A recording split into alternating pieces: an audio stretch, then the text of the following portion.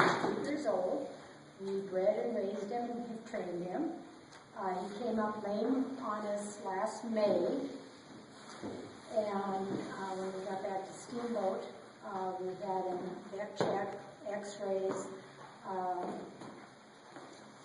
we had ultrasound done on him, we had him blocked, we did everything we could think of to find out why he was lame, and they guessed that it was a check ligament tear. And so we didn't totally confine him, but we had him on pretty much level ground in the pastures. And when it happened, he did get loose a few times and run up and down the mountain in various places. So he'd get just about where he was going good, and then something crazy would happen. But whenever he uses it too much, he ends up dead lame, and we have not been able to ride him since last May.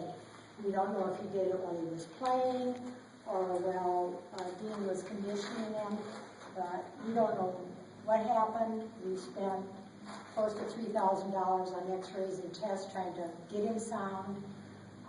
He's balance trimmed. He has not been in shoes for probably 4 years.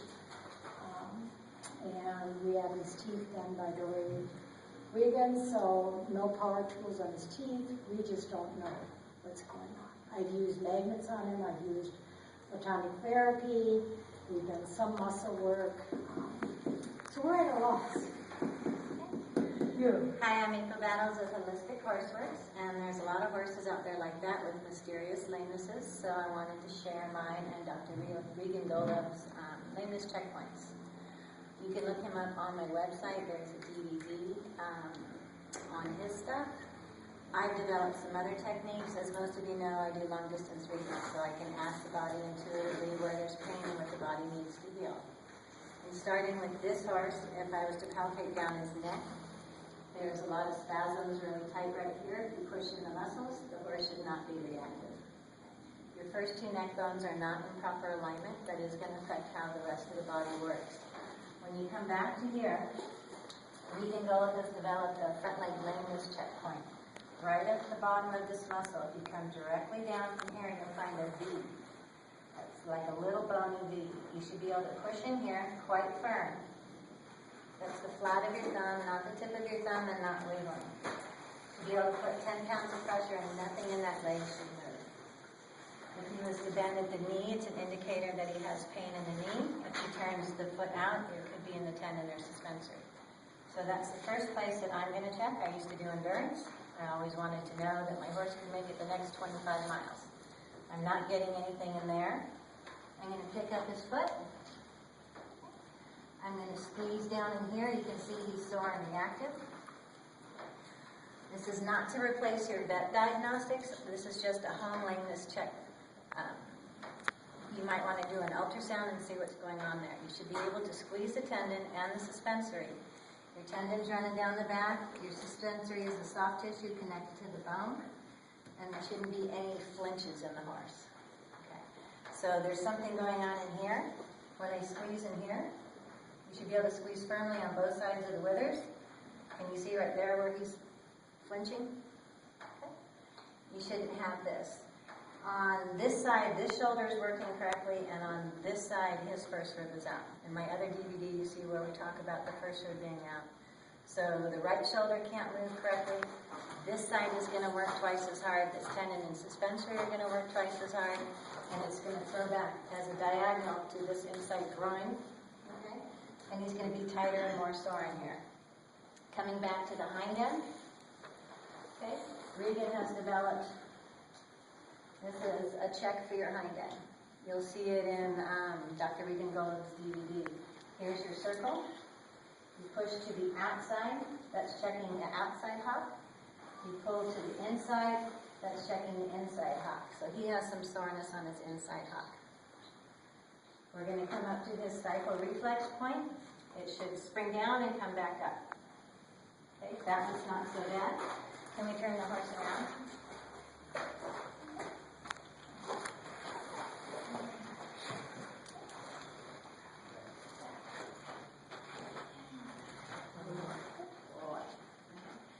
This is the side that has the first rib out, you see that this muscling is heavier, the shoulder can't work correctly, it tucks in this elbow. I'm going to hit that lameness checkpoint right here. You just slide off the biggest point of the muscle down into a bony V. Don't wiggle. Push quite firmly. He's a little bit more reactive on this side than he was on the other side. The other side, he just kind of went, and this one he's kind of trying to bend the leg. Probably have more issues going on in the right front leg than you did in the left front leg. So again, you can pick it up, squeeze on the tendon, squeeze softer and deeper to the bone. Okay, and you can see he's really sore and reactive up in here. You should always palpate both front legs so you can compare them, but he has something right in there. There we go. Right in there.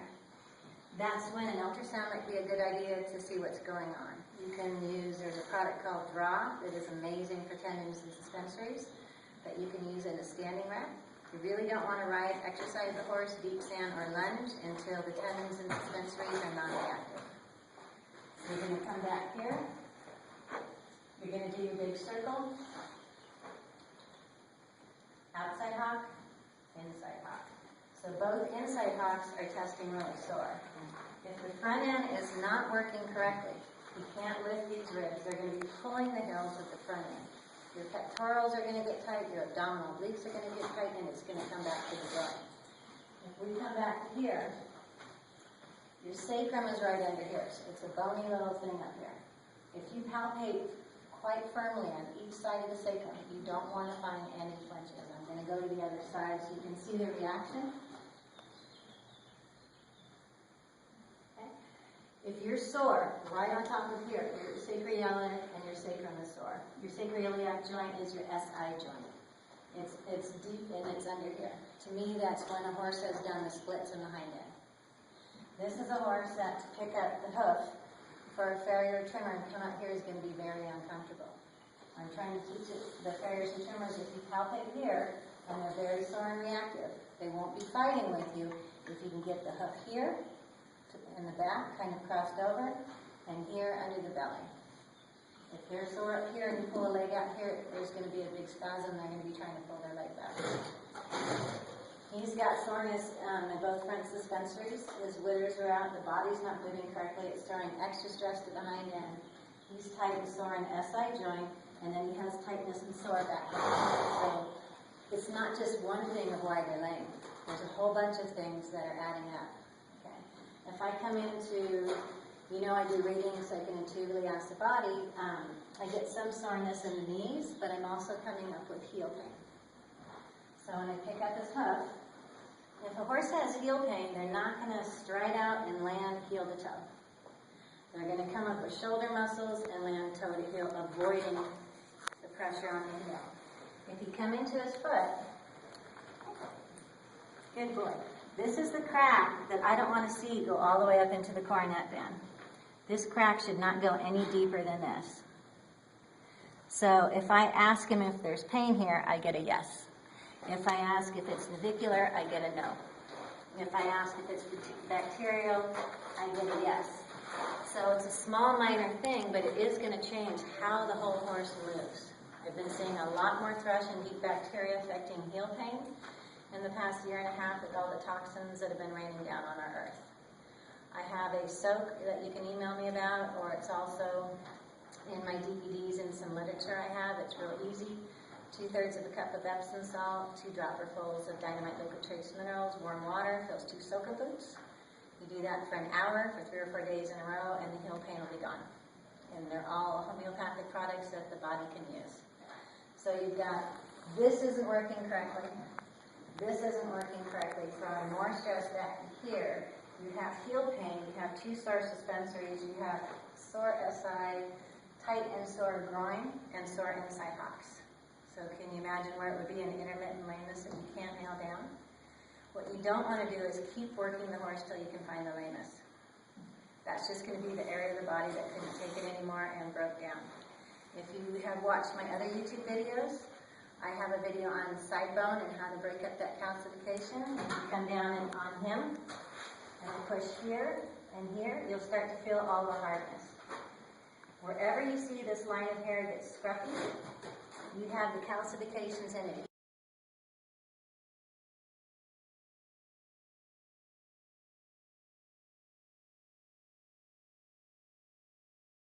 On that.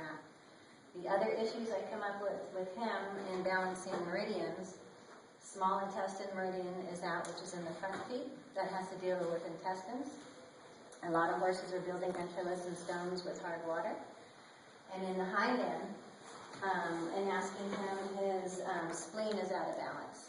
And if you want to look up the spleen meridian, the spleen meridian also governs the muscles, connective tissue, and the four limbs that both originates and carries chi to these areas. Proper movement is dependent upon a well-balanced spleen. So it is not just one answer to why is a horse lame. We have so many things that have not been working at 100% that now the body just can't do it anymore. It can't compensate. So I do long-distance readings. They're only $50. It lets you know viral bacterial issues, cranial sacral issues, where the body has pain, and what the body needs. Sometime in the past, he's pulled back in a halter, and up here his parietal bone isn't where it should be. All the bones on this side have shifted down, and that's also going to compress the pituitary and the hypothalamus. It could be the start of uveitis, and it could be the start of IR and Cushing's in the future. So the whole package, the whole body, is really what you need to address, and that's what my readings do. I hope you enjoy this lameness diagnostics, and stay tuned. You're so cute!